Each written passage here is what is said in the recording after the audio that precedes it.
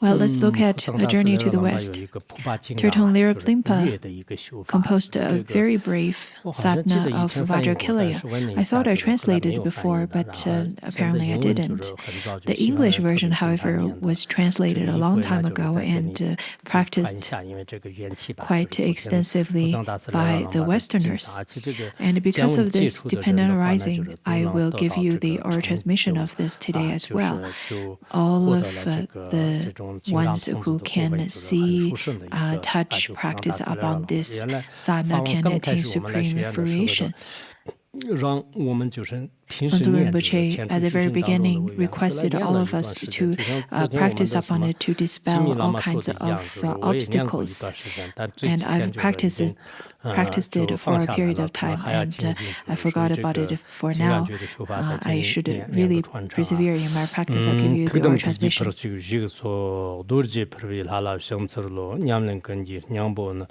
Durje chupe jirdan chodum sonchar ngumbo barwa yi namke kirna thba shara choko kor sharwa tang nyung khir de kumbra sha nyung jibjarwi tamsigna sachang namba mayente phombo do je tamshi chir number shi ba durje gum banzar kala ya hon pad sangje kanji yishir ka ngany do je inga rang ba ngany rang dorje chugyang le rang dorje chugyang le baro chu mozbur kuyib dagke to chunirje wa mepale mangg dorje chumbur ke tang shigni parwa chir korlu gende bi yimdang che kwarwa mertaram barbi khlon rangshong yishir kar sar hon dorje jone ringzam no chpa dorje chumdo chi chpa dorje parvela yishi cho chbram zoto banzar kala ya soram bugnom wa hon pad tagd depe chbran gir tansam cho choktor gamjur sham jgsam jola shinji lab ramyang kang a hon nangch pora jba dang wangdang chb lang yishir yishi cho shigse sora yishi cho shigde jang doyon genji 속도르당 추부식제 침부르제 딱동 참마담바당 끌라야 이공우르 소르 잔당관이 포니조 통미도만데지 라 응운세 찌르르 케블랑 진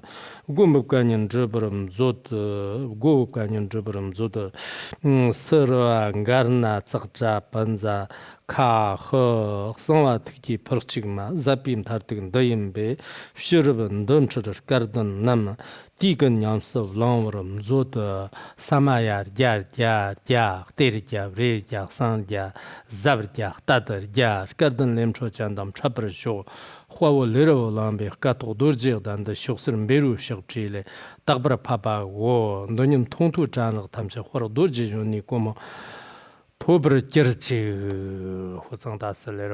The sadhana was reviewed by great Tertön Lirab Limpa at Gato Monastery. By relying on the writing of Vairochana, he reviewed this terma. For those who sees, hears, get in touch with this text, may they attain the fruition of Vajrakumara. At the very beginning, I practiced this sadhana for a while, but recently I haven't really practiced upon it. Well, let's take a look at a journey to the West. Today we will take a look at the content under the title Three Pieces of Earnest Advice. We had completed the part on the qualities of 37 practices of Bodhisattva. This time, due to the great efforts of some lamas, we have been able to establish a closer connection through Dharma teachings. Back at that time, many of the lamas from the United States invited Bonzo Rinpoche to give teachings over there. And Rinpoche said that, well, because of the great effort of all of you, all of the lamas, we now can establish a good connection.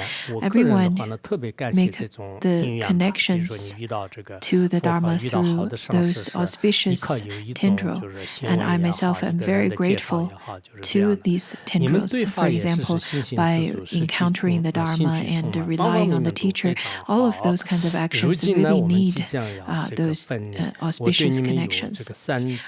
You have shown strong faith and interest in the Dharma and are doing very well in many aspects. Now that we're about to separate, I would like to leave you with 3 pieces of earnest advice. Phuntsok Rinpoche stayed at Napa Valley for the longest period of time, and he's about to leave on the 18th. And it is just like watching a TV series. People would keep waiting to see what's going to happen later. There are people who had strong feelings and strong insights from reading this book. I think it is very much depending on everyone's capacity. There are the ones, of course, that don't have much of insights. There are people who prefer profound teachings. There are people who would prefer something simple. Anyhow, Phuntsok Rinpoche over here said that the first piece of advice is because all of you are followers of Buddhism. It is the best to use the Buddha Dharma to benefit your families, friends, and whoever is connected with you. It will be even greater to guide them onto the path of Buddhism.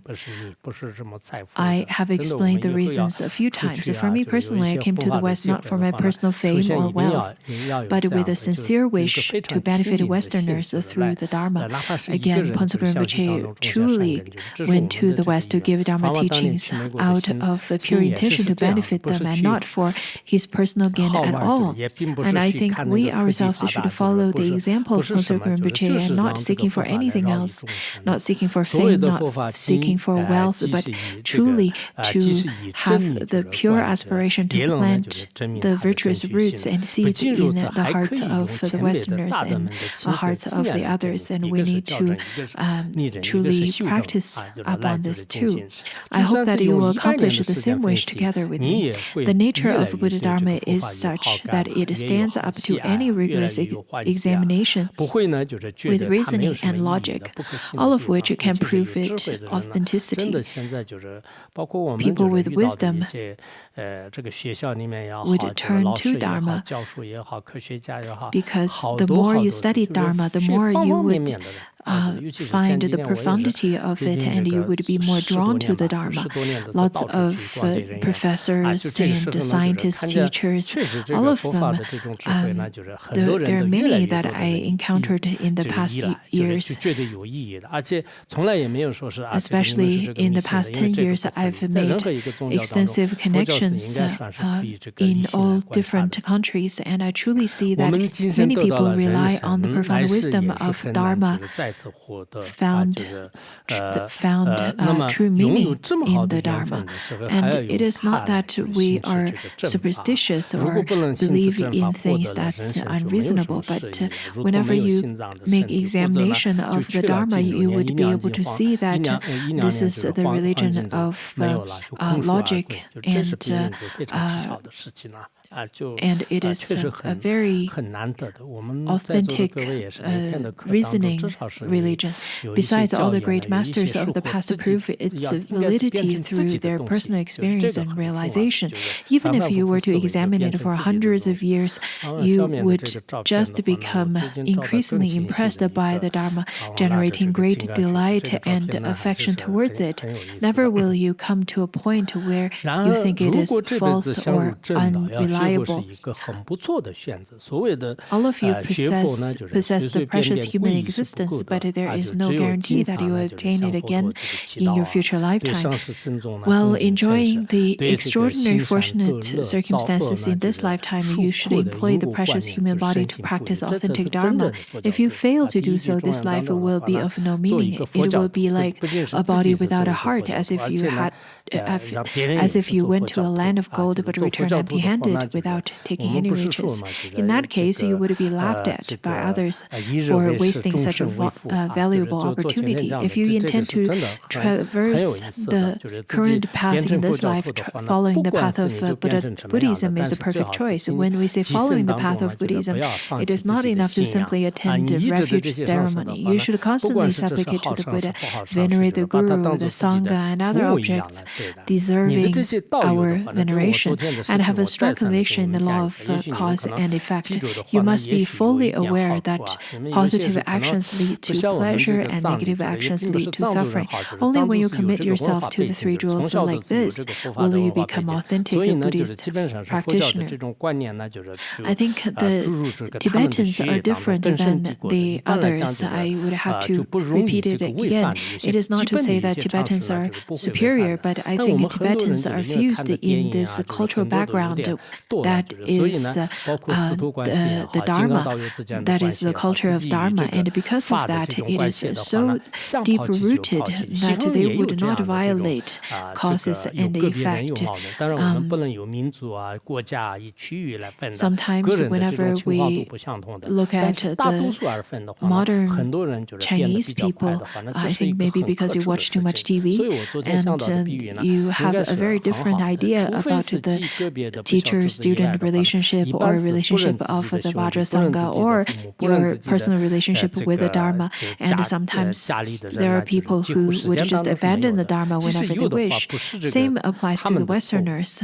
Of course, we cannot just stereotype it, but as I thought about it yesterday, it's a good example. But other than some extremely unfilial child, most of people would not give up on their family and their parents, their siblings. Nobody would show no care to their family members. And if you were to do that to your family, then as Buddhists, we need to understand that we are Sanghas, we are Vajra brothers or Sanghas that would be together until the fruition of Bodhi. And we had already aspired for bodhicitta, or we had already taken the Samaya vow. So for lifetimes, we should be like the candle and the wick. We should not separate for a moment. This is the aspiration. You need to have that basic concept. Otherwise, it is such a waste to study the Dharma. You need to understand that.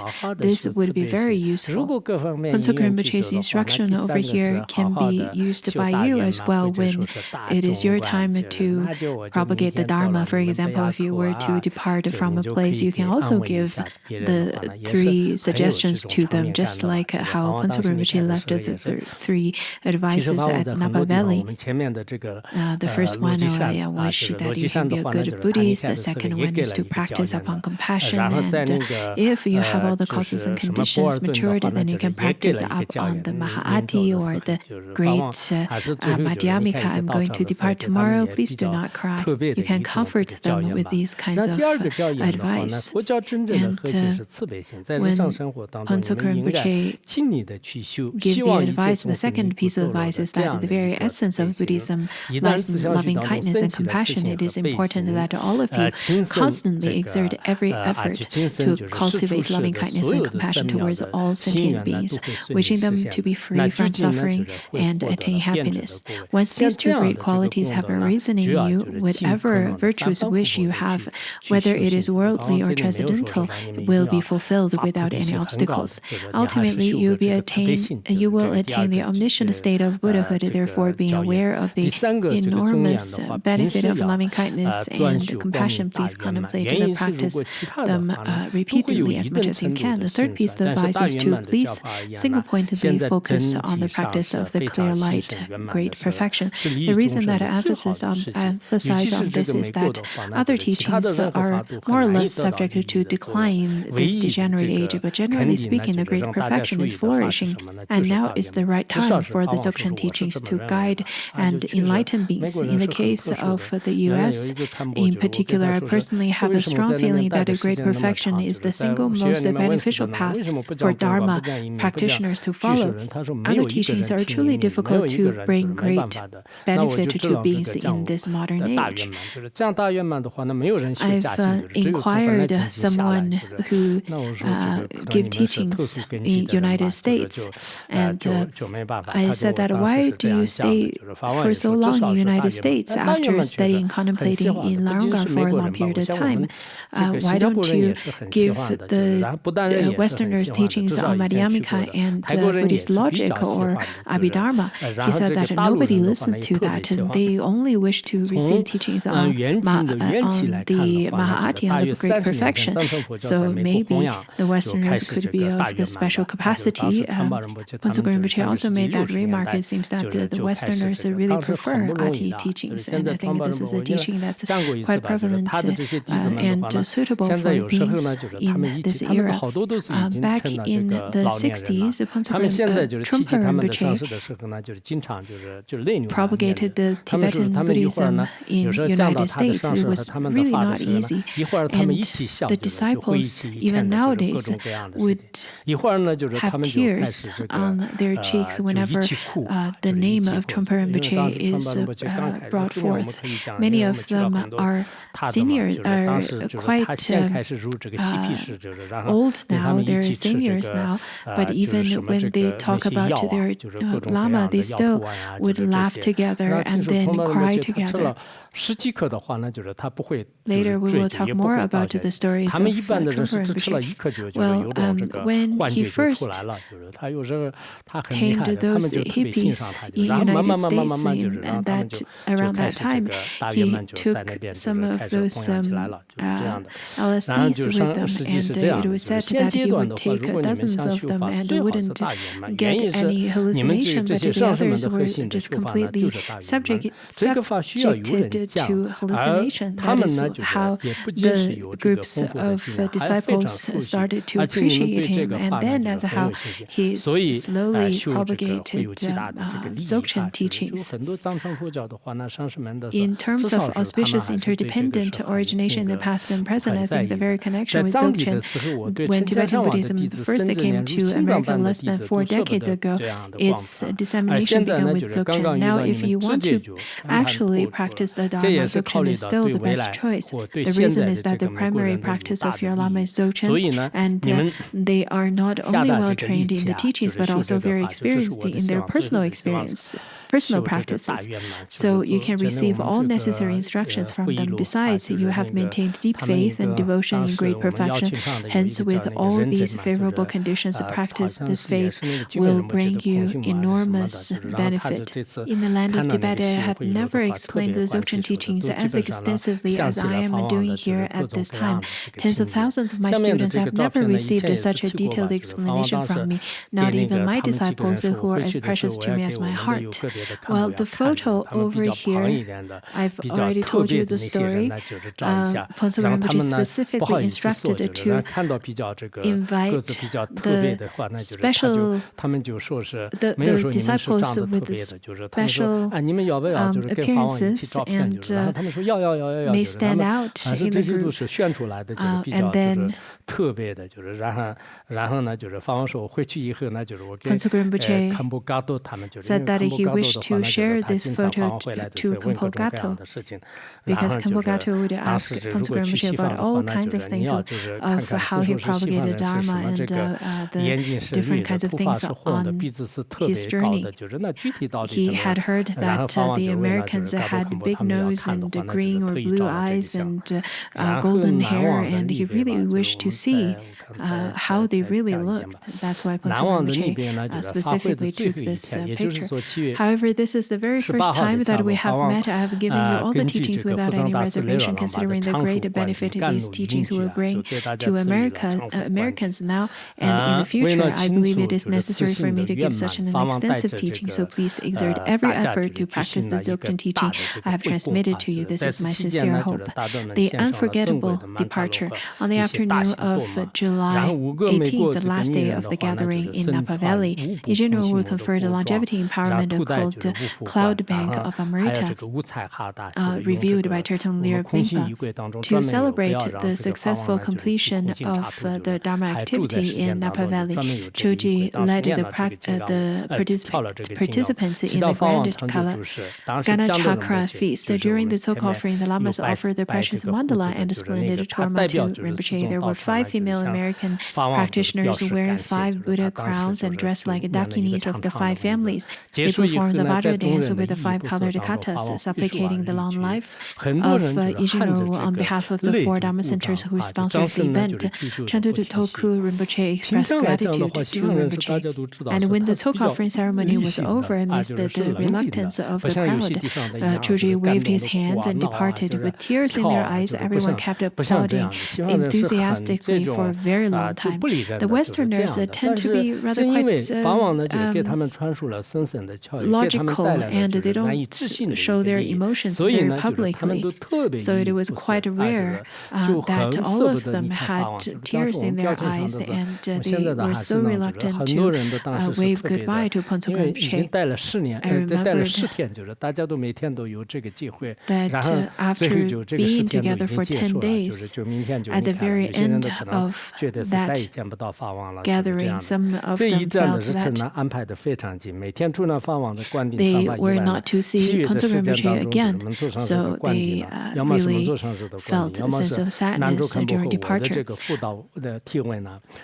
By and large, Westerners tend to be rational and calm. However, that day they showed their feelings to Rinpoche because they had received the profound pithy instructions and incredible benefits. Amid their gratitude, these students felt particularly sad to part from Ijino. The schedule in Napa Valley had been very tight every day, except for Khenpo Rinpoche giving empowerment for empowerments or teachings. The balance of the time was arranged for Dharma teachings and empowerments by other members of the entourage. Rather, Lama Munso conferred empowerments, or Khenpo Namdro or I taught and answered questions. The schedule for the entire event was full in both morning and afternoon. Here, I will not go in details of these activities. And over here, this is the translator. He is the one with the beard, and his name is Choji Nima, and he's a great translator. He studied Tibetan by himself, a student of Chadra Rinpoche. And for me, being able to accompany Choji for his overseas Dharma trip to experience various customs and cultures were truly a blessing. On top of that, I also received so many rare and precious empowerments, instructions, and transmissions, especially the extraordinary pithy instruction of Chetsun Nyingtik and placing Buddhahood within reach. I had received teachings on the placing Buddhahood within reach, but not the Chetsun Nyingtik back in 1985. And it had been 7 or 8 years since I got ordained. But these kinds of pithy instructions received on the trip, it was more precious than anything else. There is nothing more important to a practitioner than those padishas. And I indeed felt that way. I felt that even if I were to die at that moment after receiving those instructions, it was completely worth it. And because of the blessings of Pontsok Rinpoche, also Khenpo Namdro, I also give some mentors and teachings. And Khenpo Namdro at the time mainly also made aspiration to staff and serve the teacher. serve the Lama, and I think it was really quite wonderful. Ponzo Rinpoche also said that since you had never disturbed my mind, I would take you to abroad whenever and if you wish to go with me. For a Dharma practitioner, nothing was more important than these instructions. Even if I had died at the moment, I would have had no regret whatsoever. I think traveling to those places are not necessarily the most important. To tour around is not important, but what's really important to have this spiritual journey. Well, now we're about to part from Napa Valley. We'll stop here today.